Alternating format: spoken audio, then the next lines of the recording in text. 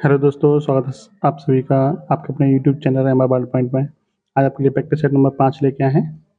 ये जो सीरीज़ चल रही है 15 प्रैक्टिस सेट की है, जो कि आपके एग्ज़ाम से पहले करा दी जाएगी। तो चलिए शुरू करते हैं प्रैक्टिस सेट। देखिए, क्वेश्चन है पहला, 7 सेंटीमीटर आधार की त्रिज्या वाले 24 सेंटीमीटर ऊंचाई वाले शंकु को तैयार करने के लिए कितने क्षेत्रफल की लौह चादर की आवश्यकता होगी। देखते हैं इस क्वेश्चन को।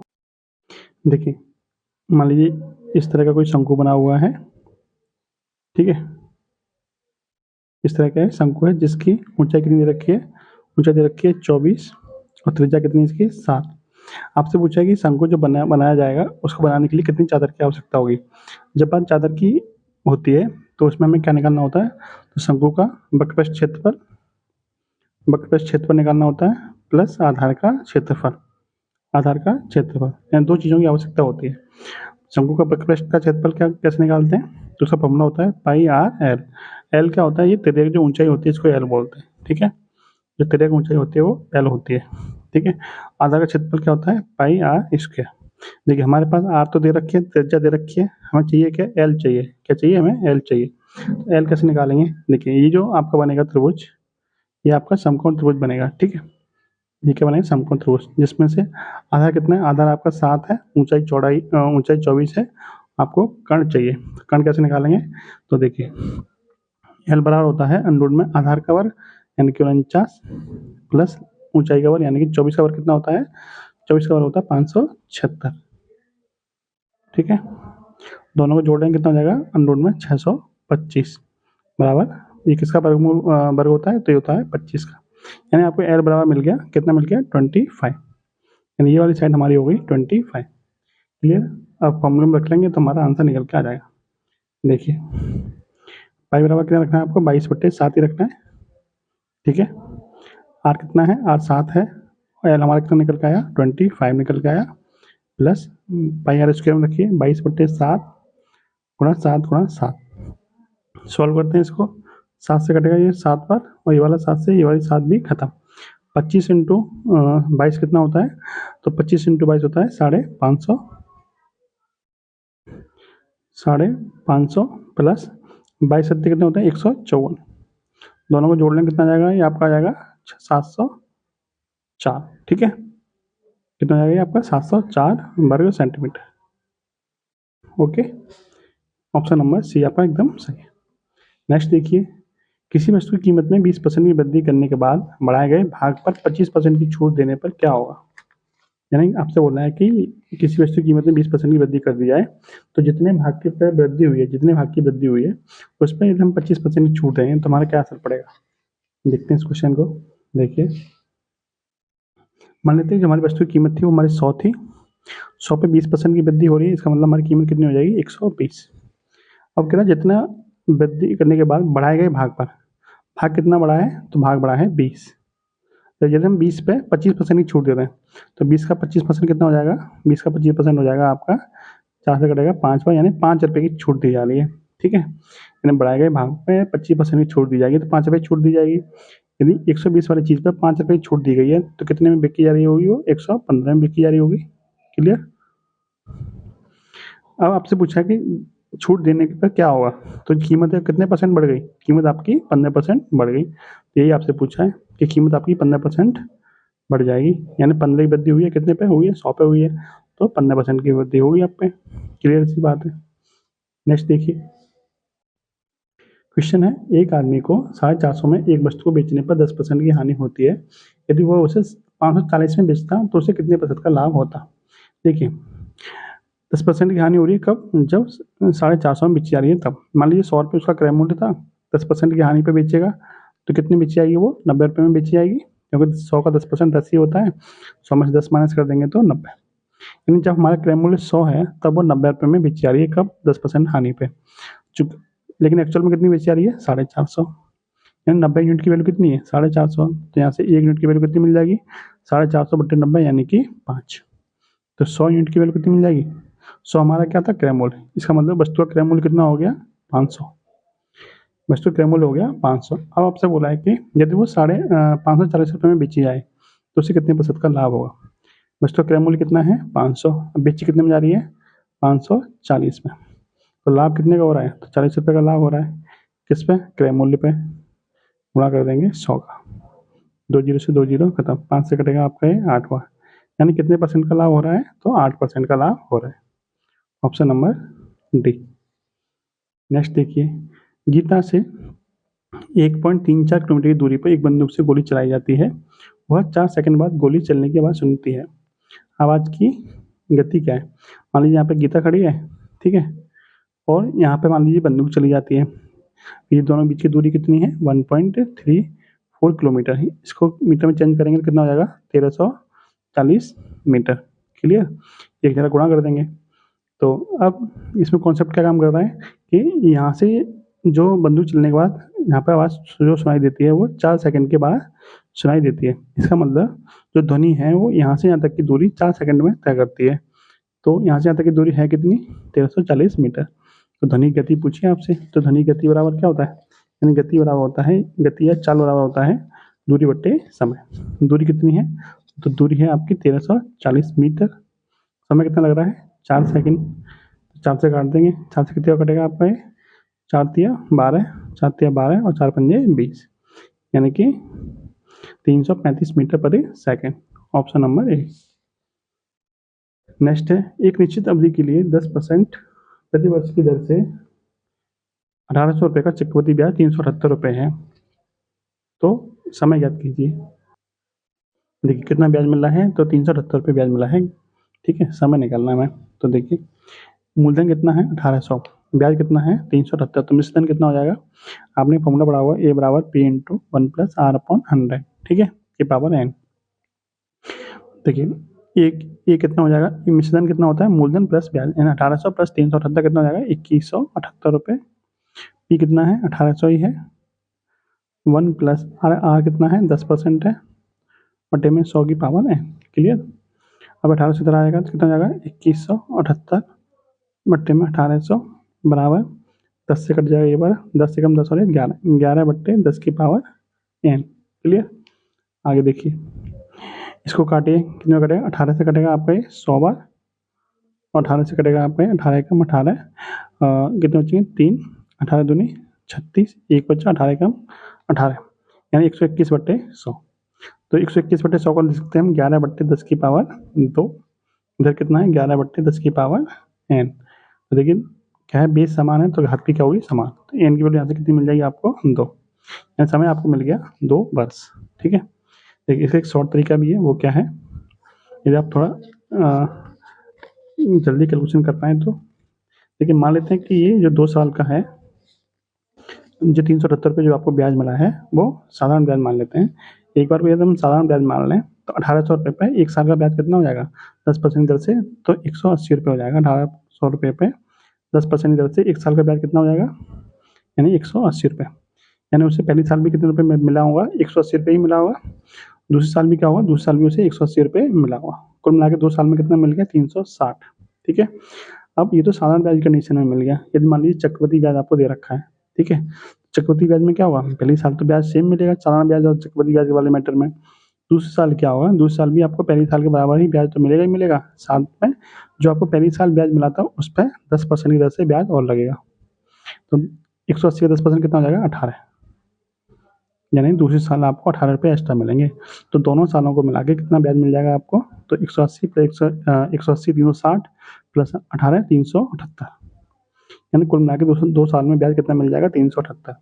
आपको कितना दे रखा है, 378 ही दे रखा है। तो आप थोड़ा कैलकुलेशन करके आप इसको जल्दी निकाल सकते थे, यानी 378 रुपये आपको 2 साल का ब्याज दे रखा है, ठीक है। अंदाज लगा के भी आप इसको निकाल सकते थे। नेक्स्ट देखिए, एक रेलगाड़ी पूर्वाह्न 5 बजे स्टेशन ए से चलती है और उसी दिन पूर्वाह्न 9 बजे स्टेशन बी पर पहुंचती है। एक अन्य रेलगाड़ी है जो 7 बजे चलती है सुबह और उसी दिन सुबह 10:30 बजे ए पर पहुंच जाती है। तो दोनों रेलगाड़ी एक दूसरे के सामने से कितने बजे गुजरेंगी, यानी एक दूसरे से कितने बजे मिलेंगी या गुजरेंगी, एक ही बात है। देखिए इसकी आपको शॉर्ट ट्रिक बताने वाला हूँ मैं, जो आपको कहीं भी नहीं मिलेगी। देखिए एक तरीका तो ये होता है कि इनके समय का एलसीएम लेके दूरी निकाल लीजिए, दूरी से आप चाल निकाल लेंगे, चाल के बाद में फिर दोनों के समय को इक्वल करेंगे, फिर वहाँ से आपको आंसर निकल के आएगा। एक तरीका, दूसरा तरीका क्या है इसका, देखिए 5 बजे से लेके 9 बजे तक कितना समय लग रहा है, 4 घंटे लग रहे हैं। फिर दूसरा समय क्या है, 7 बजे से लेके कितना समय लग रहा है, 4-10 घंटे, यानी कि 7 बजे से लेकर 10:30 बजे तक 3.5 घंटे लग रहे हैं। 3.5 घंटे का मतलब 7/2। क्लियर। अब इसके लिए फॉर्मूला लिखिए। इस तरह सवाल आए तो फॉर्मूला क्या लगता है इसमें कि दोनों कितने बजे मिलेंगी। तो फॉर्मूला होता है T1 T2 अपॉन में 2T1 प्लस T2। ठीक है, यानी ये फॉर्मूला है। ये समय निकल के आएगा इससे, जो समय निकल के आएगा वो दूसरी ट्रेन के चालू होने के बाद का समय होगा। ठीक है, निकालते हैं इसको। T1 की वैल्यू कितनी है 4, T2 की वैल्यू कितनी है 7/2। तो 4 गुणा 7/2 बटे में 2 गुणा 4 प्लस 7/2। ठीक है, 2 से कटेगा 2 बार 7 दूनी 14, ऊपर मिल जाएगा 14 और नीचे कितना मिलेगा, तो ये हो जाएगा आपका 4 दूनी 8, 8 और 7 15, 2 से 2 कट जाएगा, यानी बटे में आ जाएगा आपका 15। ठीक है, यानी 14/15 क्या हुआ, घंटे। अब घंटे को मिनट में चेंज करेंगे, क्या करना पड़ेगा आपको, 60 का गुणा, यानी 14/15 गुणा 60। 15 से कटेगा 4 बार, 14 चौका 56, 56 क्या आ जाएगा मिनट, यानी 56 मिनट के बाद में वो एक दूसरे से मिलेंगी। ये 56 मिनट के समय के बाद का होगा जब दूसरी ट्रेन चालू होगी तब। दूसरी ट्रेन कितने बजे चालू हुई है, 7 बजे, यानी 7 बजने के 56 मिनट के बाद में दोनों ट्रेनें एक दूसरे से मिल जाएंगी। तो 7:56 पे क्या होगी, दोनों ट्रेनें एक दूसरे से मिलेंगी। ठीक है, ऑप्शन नंबर सी। ये जो समय निकल के आएगा ये दूसरी ट्रेन के चालू होने के बाद निकल के आएगा, ना कि पहली ट्रेन के बाद। ठीक है, इतना ध्यान रखना है आपको। नेक्स्ट देखिए, यदि दो वृत्तों की परिधियाँ ए अनुपात बी के अनुपात में हैं तो उनके क्षेत्रफलों का अनुपात क्या होगा। देखिए, परिधियाँ का अनुपात दे रखा हो और क्षेत्रफलों का अनुपात पूछा हो तो उनके वर्गों के अनुपात में होता है क्षेत्रफलों का अनुपात। ठीक है, ए स्क्वायर अनुपात बी स्क्वायर। चाहे परिधियों का अनुपात दे रखा हो, चाहे त्रिज्या का अनुपात दे रखा हो, चाहे उसकी ऊंचाइयों का ऊंचाई तो खैर नहीं होती वृत्त में, तो त्रिज्या का अनुपात दे रखा हो, चाहे परिधि का अनुपात दे रखा हो, आपको क्षेत्रफलों का अनुपात पूछे तो उनके वर्गों के अनुपात में ही होता है। अगला क्वेश्चन है, दो संख्याओं का योग 15 है और उनके वर्गों का अंतर कितना है, 15 है, तो उन संख्याओं का अंतर कितना होगा। देखिए, मान लीजिए दो संख्या आपकी ए और बी है, तो उनका योग कितना दे रखा है, 15 दे रखा है, और उनके वर्गों का अंतर यानी ए स्क्वायर माइनस के बी स्क्वायर दे रखा है आपको 15।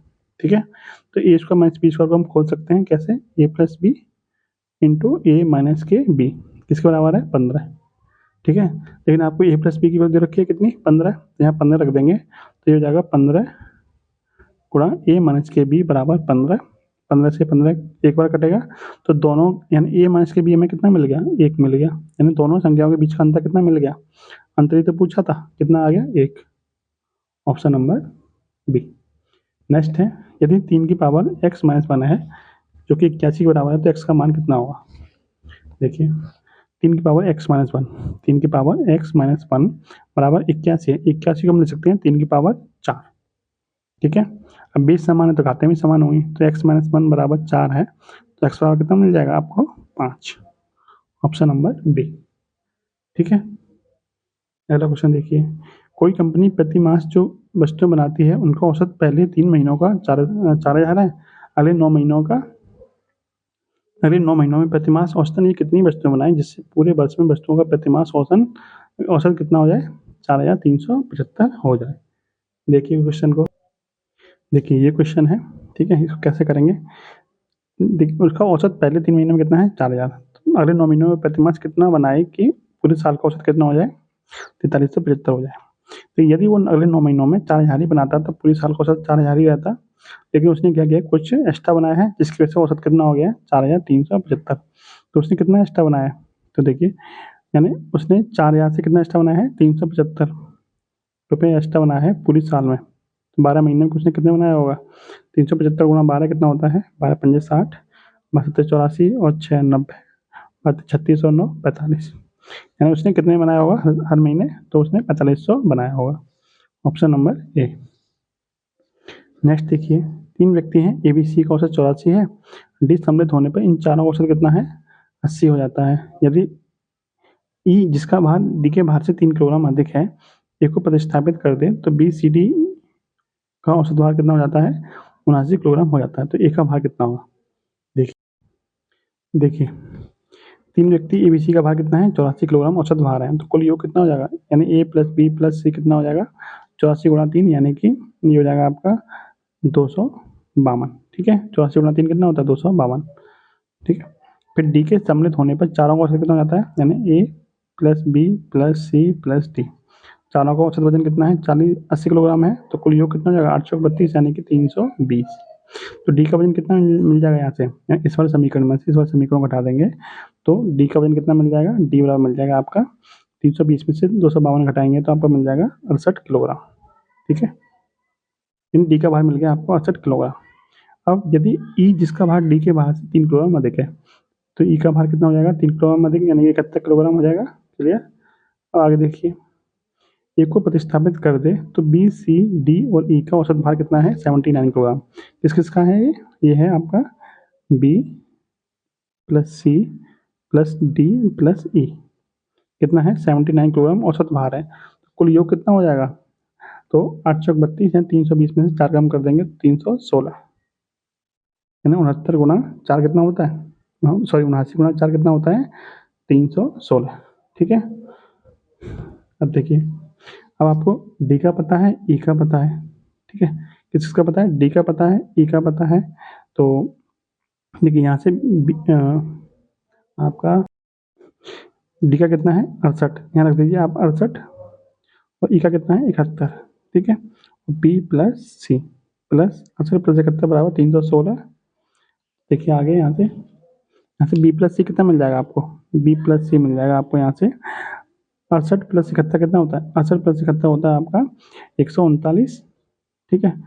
और 139 इधर माइनस कर देंगे 316 में से 139, कितना बचेगा आपका? ये हो जाएगा आपका 7, और ये आपका यहाँ 7 आ जाएगा, ठीक है। 177, यानी बी प्लस सी कितना मिल जाएगा आपको? 177, क्लियर। अब देखिए तीनों का योग कितना था? ए प्लस बी का 252, यानी ए प्लस बी प्लस सी बराबर 252 है, जिसमें से बी प्लस सी की वैल्यू कितनी है? 177, ठीक है, बराबर 252। तो ए बराबर कितना हो जाएगा? 252 माइनस के 170, कितना हो जाएगा आपका आंसर ये?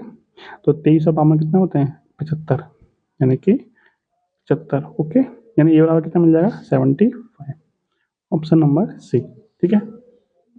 अगला क्वेश्चन देखिए, ए तथा बी किसी कार्य को अलग अलग 20 दिन में और 30 दिन में कर सकते हैं। उन्होंने कुछ समय तक एक साथ मिलकर कार्य किया, तत्पश्चात बी कार्य छोड़कर चला गया। यदि शेष कार्य ए को ए ने 10 दिन में पूरा किया हो तो बी ने कितने दिन तक कार्य किया? देखिए, ए कितने दिन में कर रहा है? तो 20 दिन में कर रहा है। बी कितने दिन में कर रहा है? 30 दिन में। टोटल काम 60 मान लिया। बी एक दिन में करेगा 3 काम, बी एक दिन में करेगा 2 काम, ठीक है। इन दोनों मिलकर एक दिन में कितना काम कर देंगे? तो 5 काम कर देंगे। अब उन्होंने कुछ समय तक कार्य किया, तत्पश्चात बी कार्य छोड़कर चला गया। यदि शेष कार्य को ए ने 10 दिन में किया हो, यानी अंत के 10 दिन किसने काम किया है? अंत के 10 दिन ए ने काम किया है, और ए एक दिन में कितना काम कर रहा है? एक दिन में कर रहा है 3 काम, तो 10 दिन में कितना काम कर देगा? 30 काम कर देगा। यानी अंत के 10 दिन ए ने 30 काम किया है, तो काम कितना बचा? यानी शुरू में काम कितना बचा होगा? तो 30 काम ही बचा होगा, जिसको किसने किया होगा? ए और बी ने मिलकर किया होगा। तो ए और बी मिलकर एक दिन में कितना काम कर रहे हैं? 5 काम। तो 30 काम को करने में कितने दिन लगेंगे? 30/5 यानी कि 6 दिन लगेंगे। इसका मतलब ए और बी ने दोनों ने मिलकर कितने दिन काम किया था? 6 दिन काम किया था। तो बी ने कितने दिन तक कार्य किया? बी ने 6 दिन तक कार्य किया, क्लियर। देखिए अंत के 10 दिन किसने काम किया था? ए ने किया था। तो अंत के 10 दिन में ए कितना काम कर देगा? एक दिन में 3 काम कर रहा, 10 दिन में 30 काम कर देगा। तो शुरू के जो 30 काम होगा, क्योंकि 60 काम है, 30 काम हो चुका है, तो 30 काम बचा था शुरू का। तो शुरू का जो 30 काम है उसको किसने किया होगा? दोनों ने मिलकर किया था ना, शुरू में एक साथ मिलकर कर रहे हैं। तो 30 काम को मिलकर कर रहे हैं, और एक दिन में दोनों कितना काम कर रहे हैं? तीनों तो 5 काम कर रहे हैं। 30 काम को करने में कितना समय लगेगा? 30/5 यानी कि 6 दिन लगेंगे। इसका मतलब बी ने शुरू में 6 दिन काम किया था। ऑप्शन नंबर ये आपका सही है। नेक्स्ट देखिए, 36,000 मूलधन पर 9.5% वार्षिक दर से 5 जनवरी से 31 मई 2015 तक का साधारण ब्याज कितना होगा? देखिए मूलधन कितना है आपका? मूलधन है आपका साधारण ब्याज पूछा। साधारण ब्याज का फॉर्मूला क्या होता है? एसआई बराबर मूलधन यानी कि पी गुणा दर गुणा समय बटे में 100, ठीक है। मूलधन कितना है आपका? 36,000, और आपका दर कितना है? 9.5%। समय कितना है? 5 जनवरी से लेके 31 मई तक।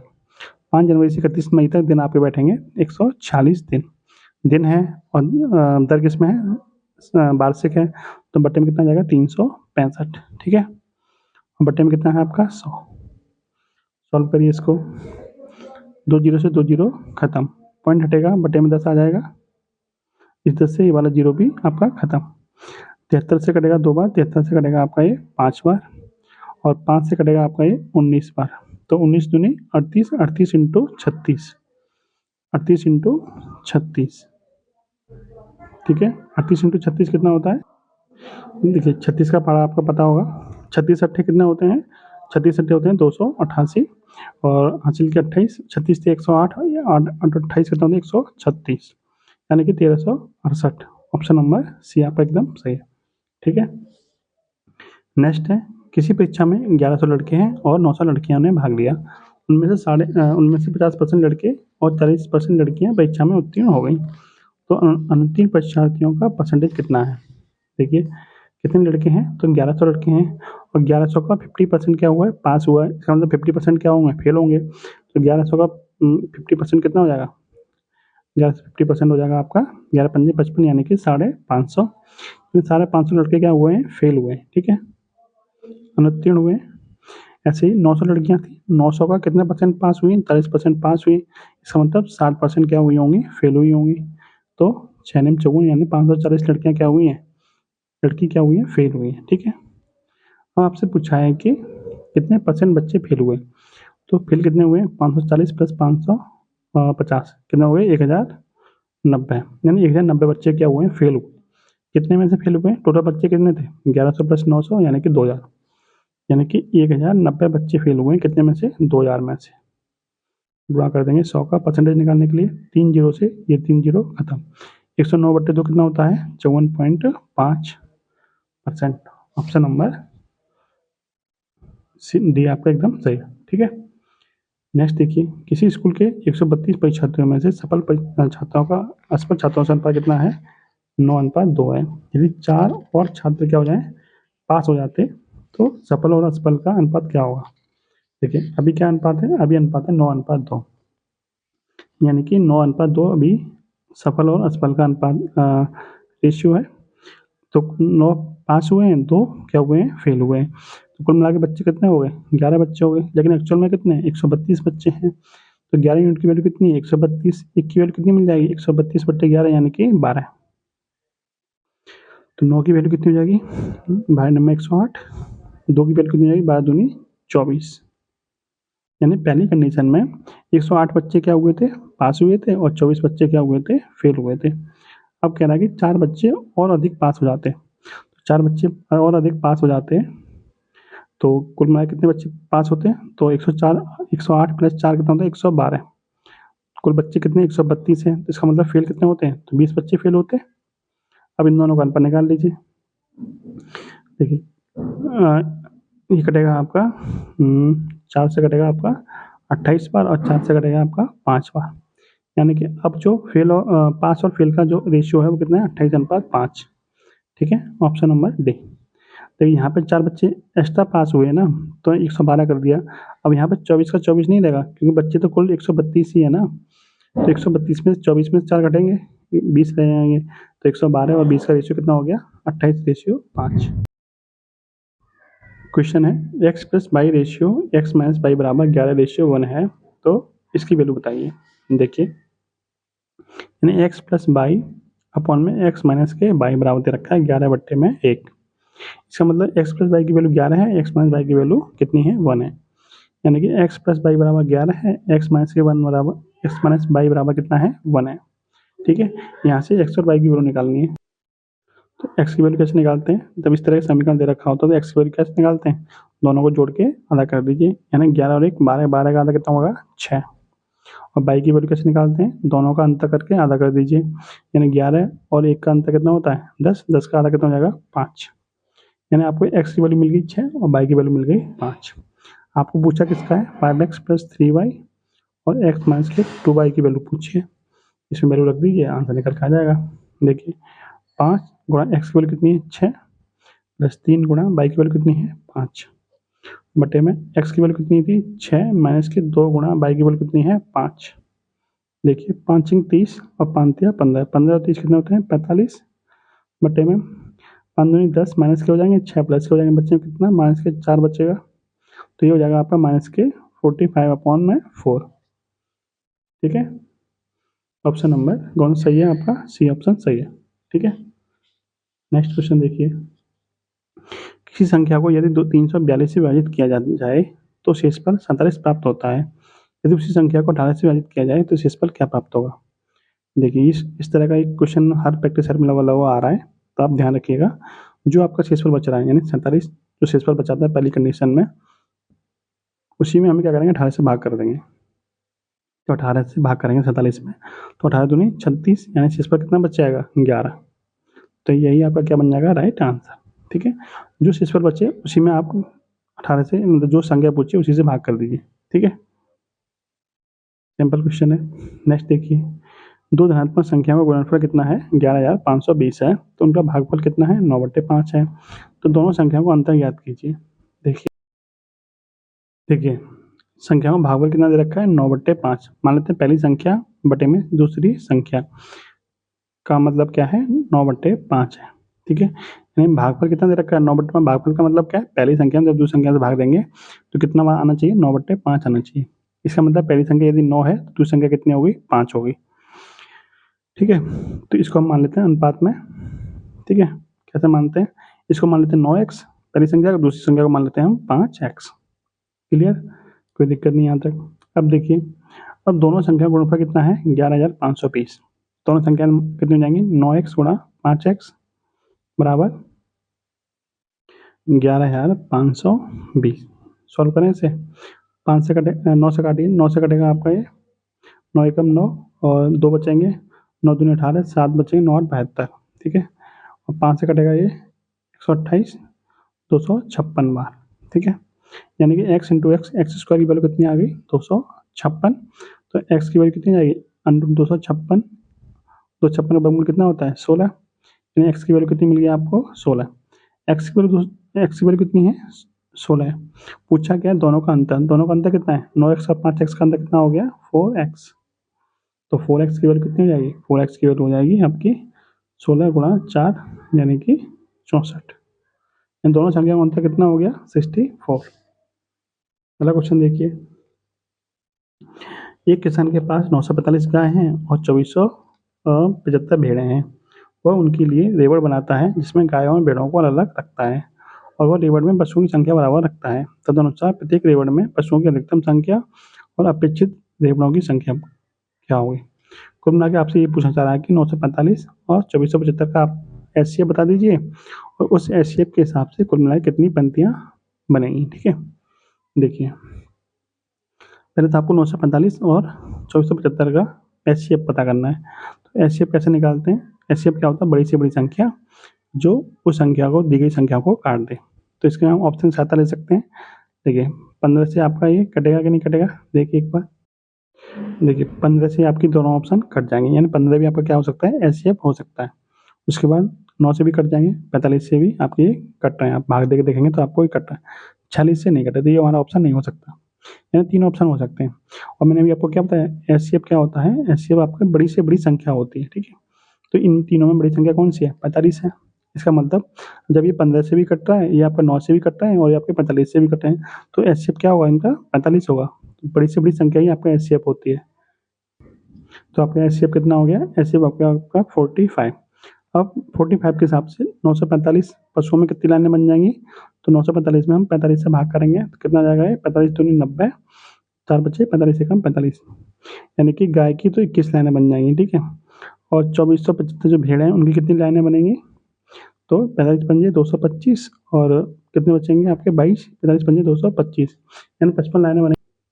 तो कुल मिला के पंक्तियाँ कितनी बन गई 21 और 55 यानी कि 76, यानी 45 एलसीएम एचसीएफ हो जाएगा और 76 क्या बन जाएंगी इनकी पंक्तियाँ बन जाएंगी, यानी 45 और 76 आपका क्या बन जाएगा राइट आंसर। ठीक है, आप इसका एचसीएफ आप निकाल सकते हो, कैसे निकाल सकते हो आप भाग विधि से आप इसका एचसीएफ निकाल सकते हो। ठीक है, डायरेक्ट भी आप ऑप्शन 7 से निकाल सकते हो, वो जो मैंने आपको बता दिया है। अगला क्वेश्चन देखिए, देखिए ये क्वेश्चन है ग्राफ का, एक महिला ने वजन कम करने के लिए 6 महीने के लिए एक प्रोग्राम में भाग लिया। प्रोग्राम शुरू करने से पहले उसका भार 100 किलोग्राम था, ठीक है? देखा आरेख प्रत्येक महीने के अंत में क्यूब में उसके वजन को दिखाता है। पिछले महीने की तुलना में कितने महीनों में उसका वजन कम होने के बजाय बढ़ा है? कम होने के बजाय बढ़ा है। 100 किलोग्राम था, ठीक है? यहाँ घटा है, यहाँ पे घटा है, यहाँ पे क्या है? बढ़ा है, ठीक है? यहाँ घटा है, यहाँ पे भी आपका बढ़ा है, यानी कितने महीने में बढ़ा है? तो 2 महीने में वो 2 महीने आपका उसका जो वजन था वो बढ़ा है, बाकी महीने में घटा है। आपसे यही पूछा कितने महीने में वजन कम होने के बजाय बढ़ा है? तो 2 महीने बढ़ा है, एक यहाँ बढ़ा है, एक आपका यहाँ बढ़ा है, ठीक है? नेक्स्ट ग्राफ देखिए। बार आरेख सप्ताह के विभिन्न दिनों में एक संग्रहालय में आगंतुकों की संख्या को दिखाता है। शनिवार को आगंतुकों की संख्या गुरुवार की आगंतुकों की संख्या से कितने परसेंट कम थी? तो देखिए शनिवार को कितने आए? शनिवार को 200 आए और गुरुवार को कितने आए? तो 500 आए। आपसे पूछा क्या है? गुरुवार की तुलना में, यानी शनिवार को जितने आगंतुक आए गुरुवार के आगंतुकों से कितने परसेंट कम थी? तो 500 गुरुवार को आए थे, 200 शनिवार को आए थे, यानी कितने कम आए? 300 कम आए। किससे पूछा है? गुरुवार के आगंतुकों की संख्या से। बटे में आ जाएगा गुरुवार की संख्या, यानी कि 500। सॉल्व करिए, कितना आ जाएगा? 5 से कटेगा आपका 60 हुआ, यानी कितने परसेंट होगी? तो 60% हो गई। लास्ट क्वेश्चन देखिए। आइटम ए खाद मशीन का उपयोग करके आइटम ए तैयार होने में 12 घंटे लगते हैं और आइटम बी तैयार होने में 15 घंटे लगते हैं। ये आइटम ए है, इसमें 12 घंटे लगते हैं, आइटम बी में 15 घंटे लगते हैं, ठीक है? 12 घंटे और 15 घंटे। आइटम ए के लिए लगने वाला ड्रिलिंग समय आइटम बी के लिए लगने वाले ड्रिलिंग समय से कितने परसेंट कम है? देखिए ये पूरा जो सर्किल है ये 12 घंटे को शो कर रहा है, ठीक है? ये पूरा सर्किल आपका 15 घंटे को शो कर रहा है। इस 12 घंटे में ड्रिलिंग कितने परसेंट है? 25% है। तो 12 घंटे का 25% यानी 1/4 कितना हो जाएगा? 3 घंटे हो जाएगा, ठीक है? और ये आपका पूरा 15 घंटे को दर्शा रहा है। तो 15 घंटे में ड्रिलिंग कितनी है? 33%, यानी लगभग 1/3। तो 15 का 1/3 कितना हो जाएगा? 5 घंटे हो जाएगा, ठीक है? तो आपसे पूछा है कि ड्रिलिंग ए में लगने वाला समय ड्रिलिंग बी आइटम बी के ड्रिलिंग में लगने वाले समय से कितने परसेंट कम है? तो 3 घंटा है, यहाँ 5 घंटा है, कितने घंटे कम है? 2 घंटे कम है। कितने से? बी से, ठीक है? 2/5 गुणा 100 कितना आ जाएगा आपका ये? तो ये हो जाएगा 5 से 20 पर 20 दूनी 40, यानी लगभग 40% क्या आएगा आपका आंसर? ऑप्शन देखिए, एक ही ऑप्शन ऐसा है जो 40 के आसपास है, ठीक है? ये पॉइंटों में क्यों आया? क्योंकि यहाँ पे 33% है, तो मैंने लगभग 33.33 मान लिया था, जिसकी वजह से 1/3 कर दिया था यहाँ पे, ठीक है? तो आपका लगभग 5 घंटे आ गया था, जबकि 5 घंटे से थोड़ा कम आएगा। 5 घंटे से थोड़ा कम आएगा तो यहाँ पे आपका आंसर 39 आ जाएगा। तो ये था आज का प्रैक्टिस सेट नंबर 5। वीडियो आपको कैसी लगी कमेंट बॉक्स में जरूर बताइएगा। जय हिंद, जय भारत।